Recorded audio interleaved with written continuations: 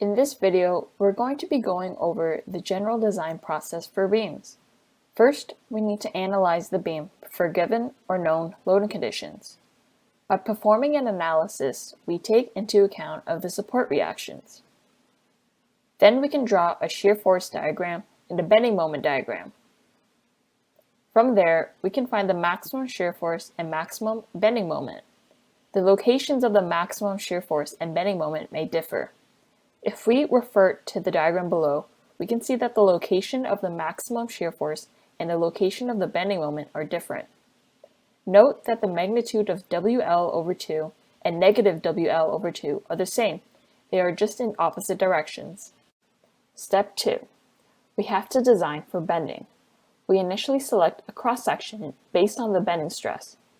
The maximum bending stress equation is sigma max equals to M max times C divided by I. For example, maximum C will be different depending on the beam. Here we have a T-beam and an I-beam. Since the neutral axis in a T-beam is located here, then we would have to take the maximum C value, which would be from the neutral axis to the bottom of the beam. For an I-beam, the maximum C value would either be from the neutral axis to the top or the bottom, because the neutral axis lies in the middle of the beam. Now, let's talk about section modulus. Section modulus is a geometric property for a given cross-section used in the design of beams. It basically groups up all of the dimensions of the beam cross-section into one term. It's a direct measure of the strength of the beam, so if one beam has a larger section modulus than another beam, then it will be stronger and more capable of supporting greater loads. The section modulus equation can be defined as S equals to I over C. For instance, let's consider these two beams. I'll give you a second to pause the video so you can try to calculate the section modulus on your own. Okay, so when we calculate the section modulus for beam A, we get 3.33 times 10 to the power of 5 millimeters cubed. When we calculate the section modulus for beam B, we get 2.67 times 10 to the 5 millimeters cubed. Since beam A has a greater section modulus value than beam B, then beam A will be stronger and can support greater loads. With this section modulus equation, we can substitute this into our maximum bending stress equation. When we substitute the equation, we get maximum bending stress equals to maximum moment, M max, divided by the section modulus, S. Most design tables give you the values for S, so we'll isolate for S. When we rewrite the equation, we get S equals to M over sigma, where S is the required section modulus, M is the maximum bending moment, and sigma is the allowable bending stress. This is considered the required section modulus because it is the required value to withstand the maximum bending moment while staying within a stress value that would cause failure. Once S required is known, we can select our steel shape and we would choose the lightest section because we don't want to add to the dead load. We are already taking into account of the given loading plus the weight of the beam, so we don't want to add to that dead load, which is why we want to minimize the load we add to the section. If we want to find the required section modulus for wood sections, we can simply use this section modulus equation, S equals to I over C. Since all wood sections are rectangular, we know the moment of inertia is simply BH cubed over 12. So we can plug that into our section modulus equation, which will give us this.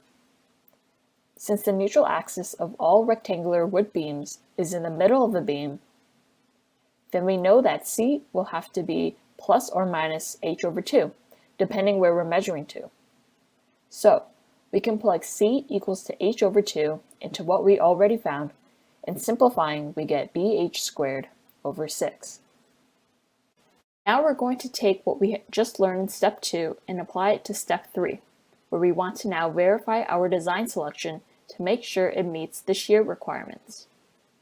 Since we already found the required section modulus S, then we already know what the dimensions of the beam are, which would include the moment of the inertia, the area, the base, and the height.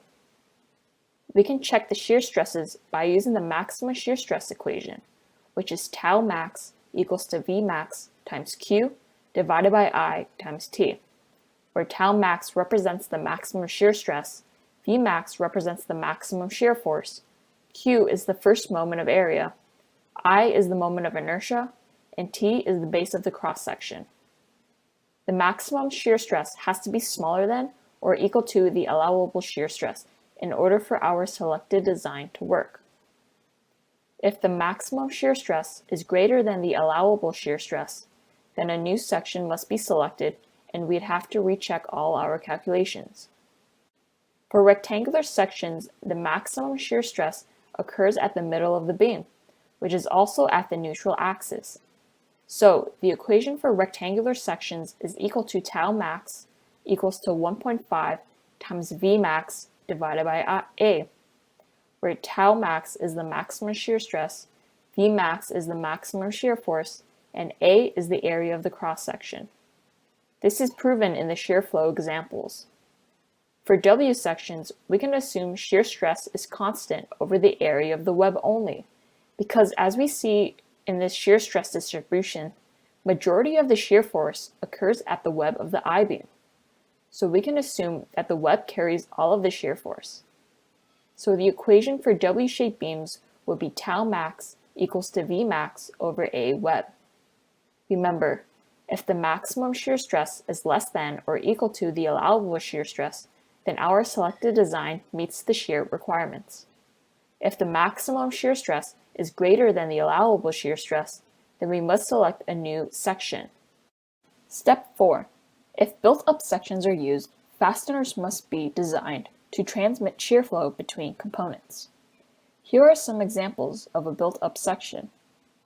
At all joints, the shear flow equation is Q equals to V max times Q over I, where lowercase q is shear flow, V max is the maximum shear force, and capital Q is the first moment of area.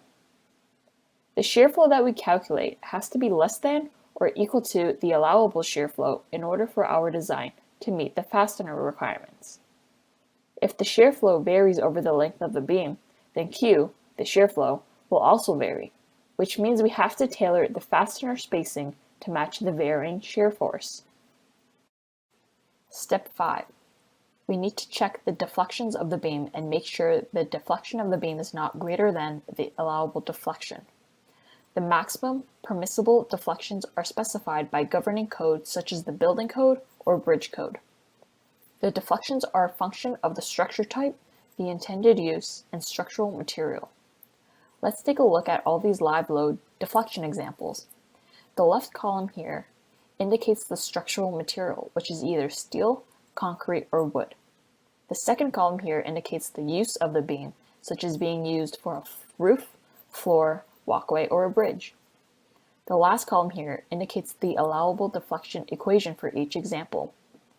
From this table, we can see that for floors made out of steel, concrete, or wood, the allowable deflection is equal to L over 360, where L is span length. Let's apply this equation to a real example. Let's say you have a span length of 10 meters of steel floor. Let's first write the equation out. We know it is a steel floor, so we have to use this equation here, where the deflection is equal to L over 360. We're told the span length is 10 meters, so if we convert that to millimeters, we get 10,000 millimeters over 360. Our final answer would be 27.8 millimeters, so the beam will have a maximum deflection of 27.8 millimeters. If the service deflection is greater than the allowable deflection, then a new section is required, which means we would have to update the section modulus and recheck steps 2 to 5, which includes rechecking the bending stress as well as the shear stress. That concludes everything you need to know in the general design process of beams. We'll be applying everything we learned in an example in the next video.